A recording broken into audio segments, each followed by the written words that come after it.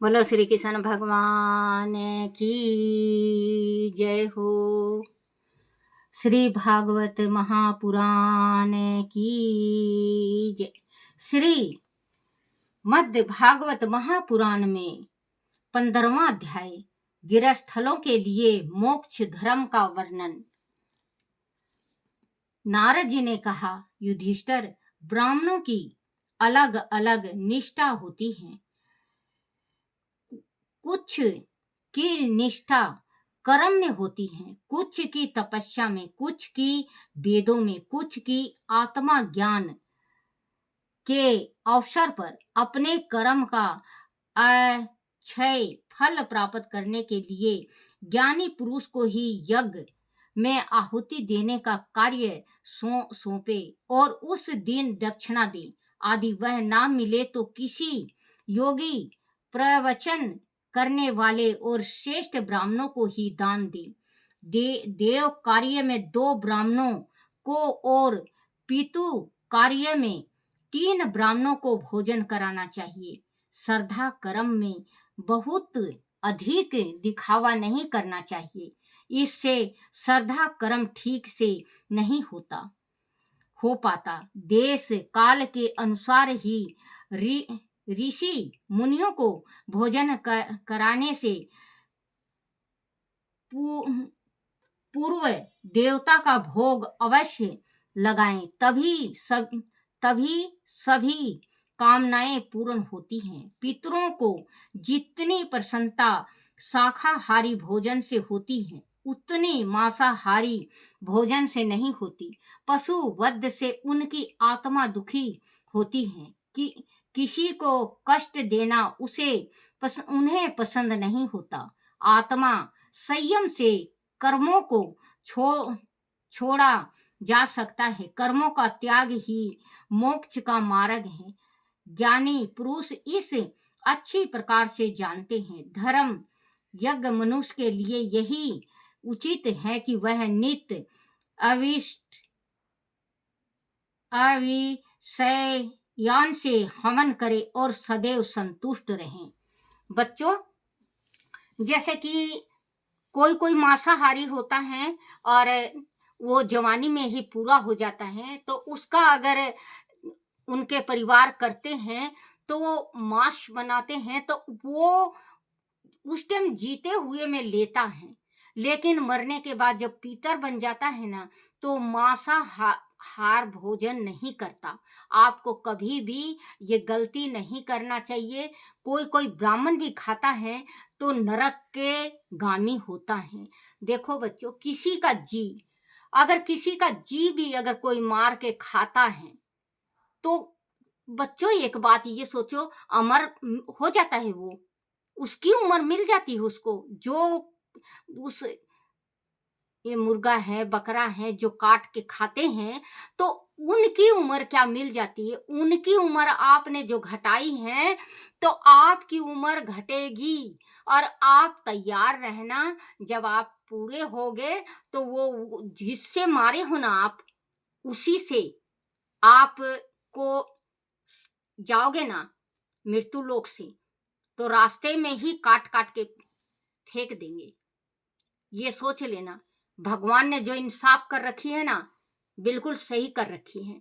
भगवान का इंसाफ बहुत अच्छा लगता है, किसी किसी को नहीं लगता। जैस करनी जस भोगहु ताता, नरक जात फिर काहे पछताता। क्योंकि जैसा इंसान करेगा। हमने तो ऐसी ऐसी औरतें भी देखी हैं बच्चों, जो कि मुर्गे का गला काट देती हैं। हम तो बच्चों सुन के और सोच के मेरे तो शरीर कांप जाता है। कोई आके बैठती है ना और बताती हैं कि मेरी सास ऐसी थी या मेरी जिठानी ऐसी या मैं ऐसी, मैं भगा देती हूँ उनको, मैं हट यहाँ से चल। क्योंकि बच्चों, किसी की जी मार के जी खाना, आपके उंगली में अगर मान लो मच्छी भी आप छील रहे हो, काट रहे हो, बना रहे हो और उंगली में लग गई, तो आप दर्द से छटपटा जाओगे, उसके ऊपर ही गुस्सा दिखाओगे। जो मांस बना रहे हो उसके ऊपर गुस्सा दिखाओगे आप। अरे उसकी तो आपने जिंदगी ले ली, आपकी उंगली में थोड़ी सी क्या लग गई, कि आपने सर जमीन और आसमान सिर पे उठा लिया। इतना इतना बच्चों, आज मैं अपनी हकीकत बता रही हूँ। मैं जल गई। डॉक्टर ने अंडा बताया। डॉक्टर ने अंडा बताया कि अंडा दे दो खाने को, भर जाएगा, क्योंकि मैं बहुत ज्यादा जली हूँ बच्चों। बच्चों, माँ की कृपा थी। ये सोच लो, माँ की कृपा छोटे ही पन से है मेरे सिर पे। तो जिस टाइम अंडा लेके मेरे पति किसी से मंगाए, उसको क्या बना के कि क्या करके कि क्या होता है मुझे नहीं मालूम बच्चों। जैसे ही मेरे सिरहाने में वो खड़ा हुआ, माँ भगवती इतने जले हुए के ऊपर खेल गई। आज मैं अपनी हकीकत असलियत बता रही हूँ बच्चों। मेरे शरीर के अंदर खेल गई और मैं 95% जली थी। और मेरे सुंडी से बगल में चीरा लगा हुआ था, एक बोतल सा डाल रखा था, उसी में जूस वगैरह कुछ भी, मतलब जो लिक्विड चीज होता, उसी जैसे मिटिया तेल का कुप्पी नहीं होता है बच्चों, उस वैसे कुप को डाल रखा था पेट के अंदर। तो उसी में डालते थे सारा चीज। तो बच्चों, क्योंकि माँ भगवती की कृपा थी। हे मेरी माँ भगवती, आज तो मैं कहती हूँ धन धन मेरी जिंदगी, जो आपने अनरत होने से बचा लिया। अनरत होने से बचा लिया माँ भगवती ने। आज मैं, कहते हैं सब सुकड़ी पुकड़ी हैं, मैं ठीक हूँ बच्चों, मैं बिल्कुल ठीक हूँ। मैं बदसूरत हूँ, लेकिन मैं बहुत ठीक हूँ। मैंने बच्चों ये जंजाल नहीं खाया। माँ भगवती ने मेरा हाथ पकड़ लिया। कहते हैं बच्चों, पकड़ ले हाथ माँ भवानी, कहीं छूट ना जाए। अगर माँ छूट गया तो फिर हम नहीं पाएंगे। क्योंकि उस टाइम अगर माँ भगवती साथ छोड़ देती, आज मैं ग्रंथ, बच्चे सच्ची कह रही हूँ, मैं ग्रंथ में नहीं बैठ सकती। जो मुझे ये अड़ंगा मुझे मेरे पेट में डाल देते, जो अड़ंगा मेरे पेट में डाल देते, तो आज मैं जी नहीं सकती थी। भगवान ने, मेरे माँ भगवती ने, परमात्मा ने, कान्हा ने इस चीज से बचा लिया। मैं दवाई से बची। और बच्चों, दवाई में चाहे कुछ भी हो, देखो बिना देखे मक्खी, कहते हैं कि जब आंख से नहीं देखता तो मक्खी भी निगल जाता है इंसान। वो दवाई का भगवान को पता। लेकिन आज मैं बदसूरत हूं बच्चों, लेकिन मैं परमात्मा की बेटी हूं। तो वो ही कहते हैं, अन्न खाओ ना बच्चों, अन्न खाने से पेट भरेगा। आप तो राक्षस जैसे हो गए। राक्षस जैसे, राक्षस कहते हैं ना, जैसे पहले अदमानु थे, वो मांसाहारी थे। अदमानु जो थे मांसाहारी थे, वो तेरा मेरा उसका इसका मांस खाया करते, तो उनमें घिलान नहीं थी, क्योंकि उनको बनाना नहीं आता था।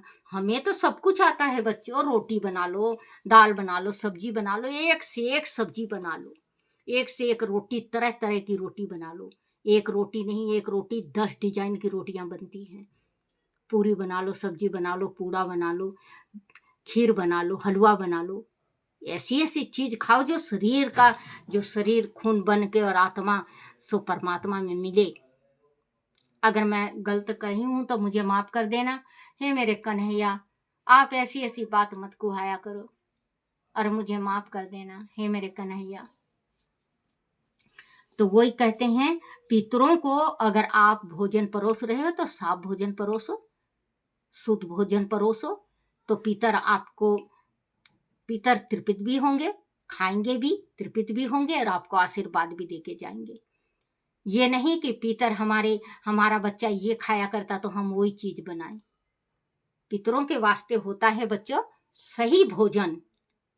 जो सही भोजन होता है, पूरी सब्जी, पेठे की सब्जी, आलू की सब्जी और हलवा या खीर, ये सही भोजन होता है। जो जिमाने का है। मीठा और भी मीठा कुछ बना लो, रसगुल्ला खाते होंगे, रसगुल्ला मंगा लो, लड्डू मंगा लो, कुछ भी मंगा लो। ऐसी ऐसी चीज खिलाओ जो भगवान भी कहे हाँ। क्योंकि भगवान का भोग लगाने के बाद अगर आप पितरों को तृपित करते हो, देते हो, तो पितर तृपित होते हैं।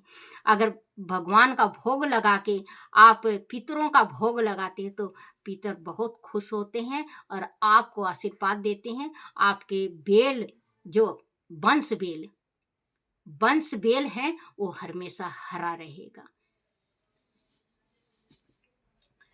अधिक दिखावा ना करें। अगर मतलब जो आप पितर का वो है, इसमें ध्यान से सुनना बच्चों।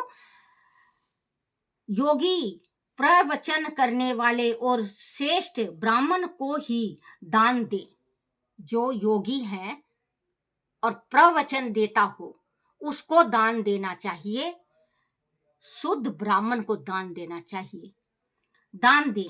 देव कार्य में, देव कार्य का मतलब भगवान का। देव कार्य में दो ब्राह्मण, अगर ब्राह्मण का जैसे आप भगवान का कुछ कर रहे हो तो दो ब्राह्मण होना चाहिए। दो ब्राह्मण को, और पितु कार्य मतलब पीतर कार्य में तीन ब्राह्मण, पीतर कार्य में तीन ब्राह्मणों को भोजन कराना चाहिए। श्रद्धा कर्म, जो मतलब पितरों का श्रद्धा कर्म होता है। श्रद्धा कर्म में बहुत अधिक दिखावा नहीं करना चाहिए। जो श्रद्धा करता है पितरों का, तो जो मैं अभी बताई भी ना बच्चों कि भोजन में क्या होता है, अधिक दिखावा नहीं करना चाहिए। अधिक दिखावा के मतलब कोई ब्राह्मण को जिमाने के वास्ते बुला लेता है बच्चों, क्योंकि हम ब्राह्मण हैं और हम जिमने जाते हैं। तो किसी किसी के घर में बच्चों देखना 2 3 4 किस्म की सब्जी मिल जाएगी, और हलवा, खीर, पूरी, और सलाद, अचार, पापड़, मालूम नहीं क्या क्या चीज होता है खाने में, ये होता है। तो ये इसको कहते हैं दिखावा। बच्चों बुरा मत मानना, जो ग्रंथ में लिखा है उसको मैं समझा के बताती हूँ आपको। इसको कहते हैं दिखावा। अगर आप ब्राह्मण को भोजन करा रहे हो, आलू की सब्जी और पेठे की सब्जी, खीर, हलवा और पूरी या परोठा, रोटी भी नहीं होता, परोठा होता है या पूरी, सही तो पूरी होता है। ये होता है ब्राह्मण का जिमाने का, और ब्राह्मण सुख से प्रेम से खाता भी है। आप कभी दिखावा पितरों का नहीं करना चाहिए। इसमें लिखा हुआ है पितु कार्य में 3 ब्राह्मणों को भोजन कराना चाहिए। श्रद्धा कर्म बहुत अधिक दिखावा नहीं करना चाहिए। इससे श्रद्धा कर्म ठीक से नहीं हो पाता। इससे श्रद्धा कर्म ठीक से नहीं होता। आपने 1000 चीज परोस दिया है, तो आपके जो जिमने आया है ब्राह्मण, वो एक ही रोटी खाएगा, एक फुल्का खाएगा, एक पूरी खाएगा, क्योंकि वो आपने परोस रखा, उसको भी तो खाना है। तो आप ये ऐसा चीज बनाओ कि ब्राह्मण के पेट में 3 रोटी तो जरूर जाए। ब्राह्मण के पेट में 3 रोटी तो जरूर जाए। और इस स्वादिष्ट सब्जी बनाओ कि ब्राह्मण 2 रोटी खाता है तो 1 रोटी मांग के खाए। और ब्राह्मण अगर पेट भर के खा ले तो आप जबरदस्ती मत करना, नहीं तो ब्राह्मण ज्यादा खा लेगा, मर जाएगा, आपको ब्रह्म हत्या लगेगा। किसी किसी के घर में ब्रह्म हत्या का दोष इसी वास्ते लगता है कि आपके घर का खाया हुआ अन्न उसके पेट में होता है और वो ब्राह्मण मर जाता है, तो ब्रह्म हत्या लगती है बच्चों। चाहिए, इससे ज्यादा कर्म ठीक से नहीं हो पाता। देश काल के अनुसार ही ऋषि मुनियों को भोजन कराने से पूर्व देवता का भोग अवश्य लगाना, तभी सभी कामना पूर्ण होगा। देखो बच्चों, काल के अनुसार, जैसे काल के अनुसार, जैसे अपने शरीर के हैसियत से, काल के अनुसार ही ऋषि मुनियों को, जैसे ऋषि को आपने बच्चों कभी देख लेना कि आप अगर सोचोगे कि 2 ऋषि हैं, इनको भोजन करा दो, तो 2 ऋषि को बिठाओगे, कम से कम 10-12 ऋषि आ जाते हैं ना बच्चों। वो भगवान की इजाजत से आते हैं। आपका पुण्य उगता है तो आपके घर में ऋषि आके भोजन करता है। आप भोजन कराओ ऋषि को या महंत को, साधु को, सन्यासी को, तो आप पहले भगवान का भोग लगाओ। भगवान का भोग लगाओ, जो खाना बना रखा उसी खाना में डाल दो, सारा भोग हो गया। फिर आप साधु संत को भोजन कराओ।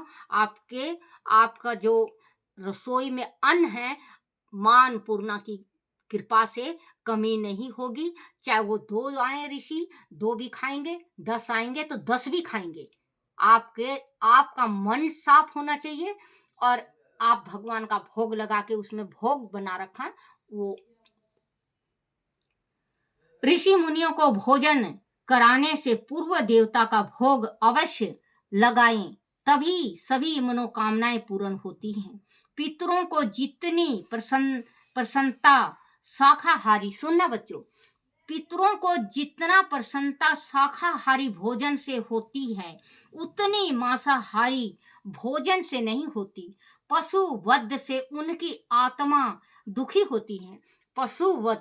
पशु को मार के अगर भोजन बनाया जाए उनके पितरों के वास्ते तो उनका आत्मा दुखता है और वो श्राप दे जाते हैं।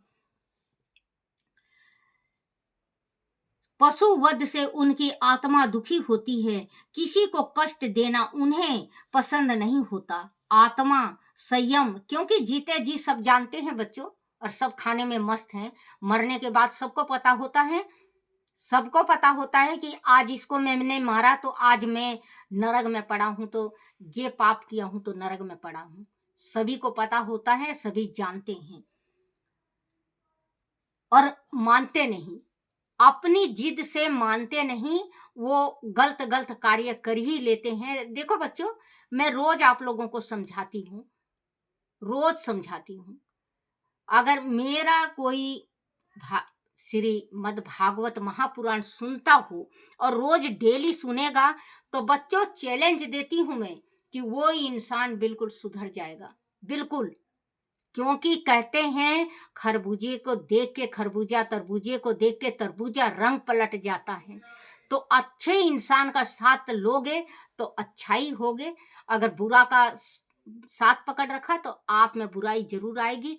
अगर आप बुरा बेशक से ना करो, लेकिन उसकी बुराई आपके मत्थे जरूर लगेगी, आपके मत्थे जरूर वो बुराई लगेगी। तो बच्चों, आप सुन रहे हो भागवत ये, तो अपने बच्चों तक जरूर लाओ, अपने बच्चों तक जरूर लाओ कि दादी का थोड़ा सा भागवत जरूर, रात को, ज्यादा नहीं तो रात को, ये 20-22 मिनट का होता है बच्चों। कभी कभी मैं बोलती हूँ तो बहुत ज्यादा बड़ा हो जाता है, नहीं तो 20-25 मिनट का होता है। अपने बच्चों को जरूर कहा करो कि दादी का ये जरूर सुनो। बच्चों, अगर बच्चे 10 दिन भी सुनेंगे तो आप खुद इस बात को देखना कि बच्चों में बदलाव आना स्टार्ट हो जाएगा। क्योंकि देखो बच्चों, जो मैं बोलती हूँ, मुझे बोलना नहीं आता। मैं छोटी सी गृहस्थी है मेरी, परिवार है मेरा, और मैं आम आदमी के जैसे हूँ। लेकिन मैं जब बैठती हूँ इसमें माँ के गद्दी में और मैं पढ़ती हूँ ये, तो भगवान मेरे से माँ भगवती भगवान कहवाता है।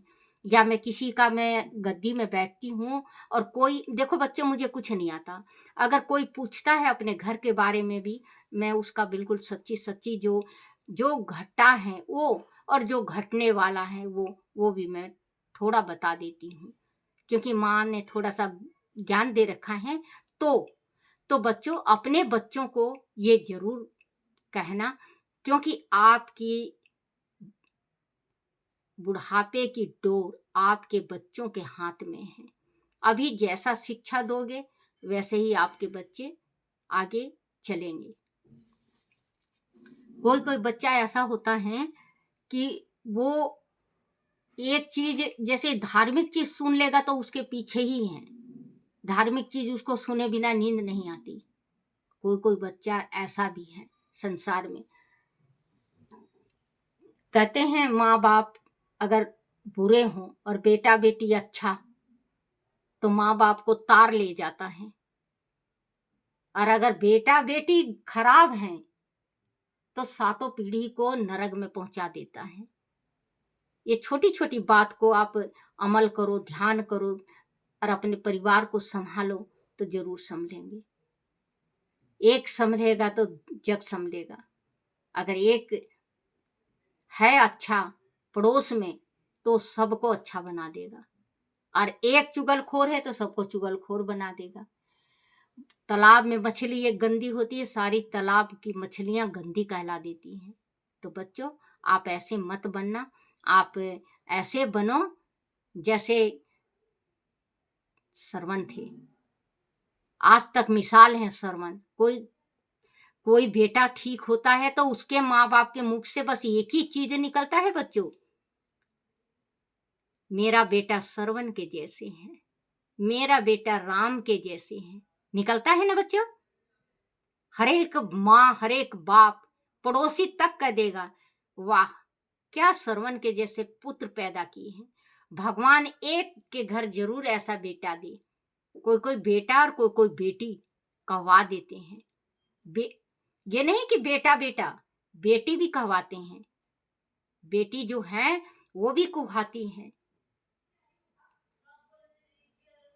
तो बच्चों, आप अपने बच्चों को छोटे ही पन से जिस लाइन पे भी लाओगे ना, जिस रास्ते पे चलाओगे उसी रास्ते पे चल जाएगा। वो आपकी इच्छा है। आप कांटे में अपने बच्चों को डाल रहे हो या फूलों पे, वो आपकी इच्छा है। भोजन से नहीं होती, पशु वध से उनकी आत्मा दुखी होती है। किसी को कष्ट देना उन्हें पसंद नहीं होता। आत्मा संयम से कर्मों को छोड़ा जा सकता है। कर्मों का त्याग ही मोक्ष का मार्ग है। जो कर्म को छोड़ता है, अपना गलत कार्य को छोड़ता है, तो ही स्वर्ग जाता है, उसको जब ही मोक्ष मिलता है। मोक्ष का मार्ग है। ज्ञानी पुरुष इसे अच्छी प्रकार से जानते हैं। धर्म यज्ञ मनुष्य के लिए यही उचित है कि वह नित्य हवन करे और सदैव संतुष्ट रहे। बोलो श्री कृष्ण भगवान की जय हो। ये 15 में बच्चे 15 अध्याय में है। आज मैंने सुनाया आपको गृहस्थलों के लिए मोक्ष धर्म का वर्णन, और कल इसी 15 में है अधर्म की संख्याएं। कल है अधर्म की संख्याएं कि अधर्म, और 15 ही में है बच्चों संतोष सबसे बड़ा धर्म है, और 15 में ही है लोभ का कभी अंत नहीं होता। लोभ का कभी अंत नहीं होता। और 15 में है बच्चों वैदिक कर्म। 15 में ही है ये सारा चीज। 15 में है बच्चों तत्व वेंता कौन है, तत्ववंता कौन है, 15 में ही है। और 15 में है पूर्व जन्म में नारद का अभिमान। जो पूर्व जन्म में, ये सब भागवत के 15 अध्याय में ये सारा है। आज एक अध्याय पढ़ी हूं मैं 15 का। ये गृहस्थलों के लिए मोक्ष धर्म का वर्णन। इसका मतलब जो गृहस्थी में है उसको कभी मीठ मट्टी नहीं खाना चाहिए। दूसरे का आत्मा को मार के नहीं खाना चाहिए, बहुत बड़ा पाप पड़ता है। आरती श्री भागवत भगवान की है आरती, पापियों के पाप को है तारती। आरती श्री भागवत भगवान की है आरती, पापियों के पाप को है तारती। बोलो श्री कृष्ण भगवान की जय हो। श्री कृष्ण गोविंद हरे मुरारी, हे नाथ नारायण वासुदेवाय, हे नाथ नारायण वासुदेवाय, हे नाथ नारायण वासुदेवाय। बोलो श्री कृष्ण भगवान की जय हो। अपने अपने माता पिता की जय हो, अपने अपने गुरुदेव महाराज की जय। बच्चों, जैसे जोत में अगर ये फूल बन जाए, जोत में अगर ये फूल बन जाता है, तो आप ये सोचना कि अभी मैं कृष्ण भगवान की भक्ति कर रही हूँ, कृष्ण भगवान का ये भागवत कर रही हूँ, तो ये मुझे आशीर्वाद मिलता है भगवान का। जो जोत बनता है तो भगवान का आशीर्वाद मिलता है। अगर पितरों में ये जोत में बत्ती में ये फूल बनता है तो पितरों का आशीर्वाद होता है। अगर माल के भगवती के आगे जोत में ये फूल बने तो इनका आशीर्वाद होता है। तो ये मेरे कृष्ण कन्हैया ने मुझे आशीर्वाद दिया है कि जो भी उल्टे सीधे पढ़ती हूँ, क्योंकि अनपढ़ हूँ बच्चों, जो भी टूटे शब्द मैं पढ़ती हूँ, मेरे कान्हा को वो पसंद आता है, वो कान्हा को बहुत अच्छा लगता है। तो ये मुझे आशीर्वाद देते हैं।